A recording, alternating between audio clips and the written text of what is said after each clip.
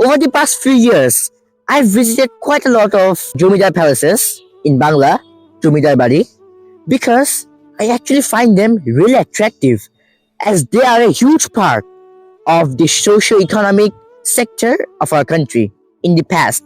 And also, they give us a detailed look into the wealthy lifestyle of the Jamidars back in the time.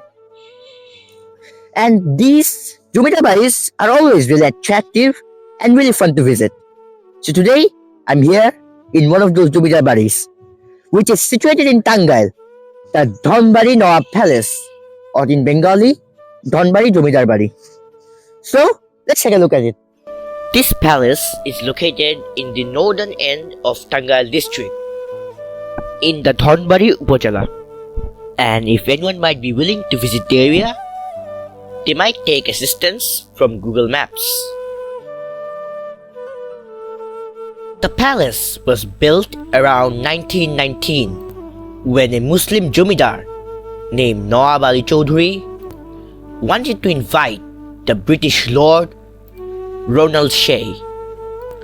And back at the time, Nawab Ali Chaudhuri was one of the most wealthiest people in present-day Tangail.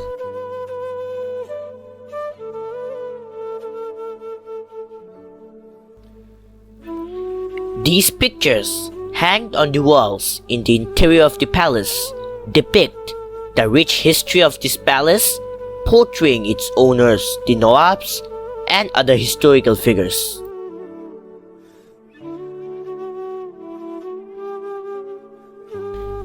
As we all know, the Indian subcontinent was divided into two countries back in 1947.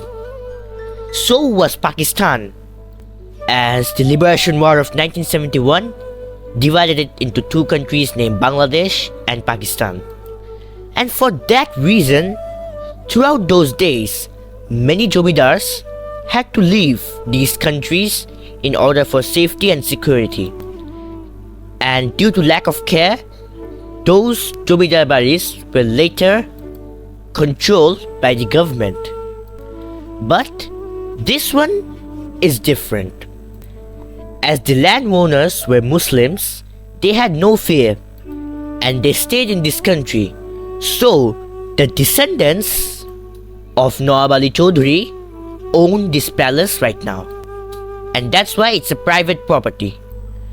There are two smaller structures beside the palace. Those were cottages created for accommodation of guests and other relatives of the Nawab. I have visited some Jamidar baris around Tangail, just like the Bali Jamidar Bari, etc., which were owned and built by Hindu landowners. So a difference is noticeable between these two in the designs and the unique traditions of both the religions. For example, we usually see a temple for worship near the Jamidar baris owned by the Hindu landowners, whereas there's a mosque in most of the Muslim Jamidar baris. Also, the designs on the structures are quite different, as well as the history and heritage of the places. The entry fee here per head is 100 taka every 2 hours. And frankly speaking, I feel like it's a bit too overpriced. Just as we entered, when we heard about the price, and this also applied for my little sister even, we thought of not going there. But we still decided to visit the place to see what's so special about it. It's not a bad place, but it could definitely have some improvements which will make it better. Plus, the top floor of the palace was locked, so we didn't even get to go there, and some of the rooms were locked as well. And the area also requires some maintenance. But the masjid is completely allowed for everyone, and it's really beautiful as well.